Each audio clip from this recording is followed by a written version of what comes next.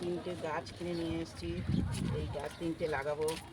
দেখো এটা গন্ধরাজ, এটা থোকা নীলকণ্ঠ, আর এইটা বড় বড় হলুদ জবা ফুল ফুটবে। দেখো কড়িও আছে, গন্ধরাজও দেখো কয়েকটা কড়ি আছে, এগুলো সব লাগাবো।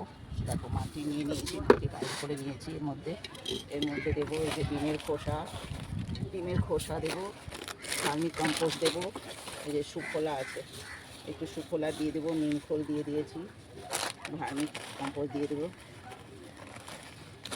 একটু গোবর সারও দিয়ে দেবো। এতে গাছ না খুব সুন্দর হয়, গাছ এতে খুব সুন্দর হয় এবং গ্রোথ বাড়ে, ভালো হয়। এটার মধ্যে লাগাবো